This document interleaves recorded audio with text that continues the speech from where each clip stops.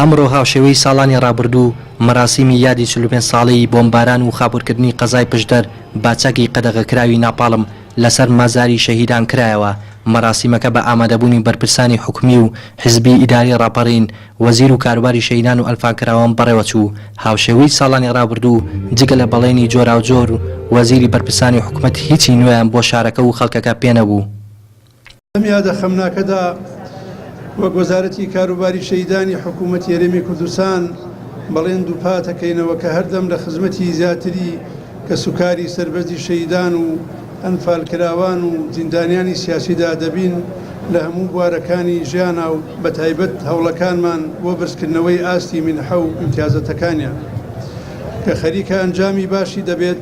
ئەویش لە کۆبوونەوەکانماندا لەگەڵ حکوومەتی فیدراڵ بەگشتی و هەردوو دەستگای شەهیدان و زیندانیانی سیاسی حکوومەتی عێراق و دواسەردانمان بۆ بەغا بە ئومێدەوە دەوڕانینە جێبەجێکردنی مادەی 132 دەستور. کە سوکاری شەهیدان و هاوڵاتیانی قەڵازیش ڕای دەگەێنن حکوومەت و بەرپرسە حکومیەکان تەنیا لە کاتی مەراسیم و بۆنەکاندا خەڵکی شارەکەیان بیر دەکەوێتەوە و وەکو پێویست ئاور لا کە سوکاری شەهیدان و لایەنی خزمەتگوزاری بۆ خەڵکی شارەکە نەدراوەتەوە.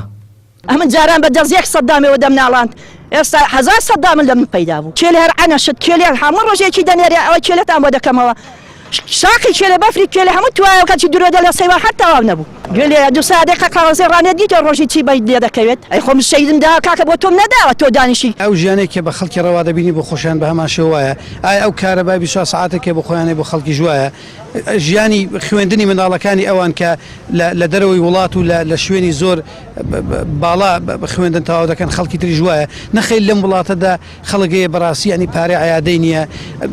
بەسیتری شتی ئەم شارە نەک بەسیتین گەورەتی شتی ئەم شارە ئەوەیە کە ئەم شارە بەڕاستی پێویستی بۆیە لە ڕووی تەندروستیەوە کە نەخۆشی کوشندەی سەرەتان بەم شارە فێر بووە بۆ تەمۆتەکە لێمان ڕۆژ نییە بەڕاستی گەنجێک پیرێک یعنی تووشی کارەسات نەبین و بەڕاستی پێویستی بۆیە کە کاربەدەسان زۆر بەجددی زۆر بە باشتر ئاو لەم شارە بە ئامی خەڵکی کوردستان ئاوری لێ بدەنەوە. کاربەدەستانی حکوومەت هەموو ساڵ دێن کۆمەڵێک وعدی بەو شارە دەدەن بەڵام لە سەدا دەشی جێبەجێ ناکەن ناڵێن هیچ جێبەجێ ناکەن بەڵام لە سەدا دەشی جێبەجێ ناکەن.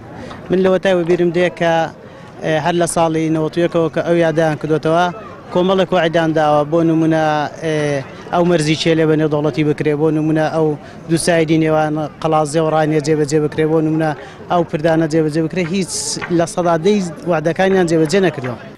بۆ یەکەمین جار لە 24 نیسانی 1974 شاری قەڵازێ باچەکی قەدەغەکراوی نێودەوڵەتی ناپاڵم بۆردومان کرا.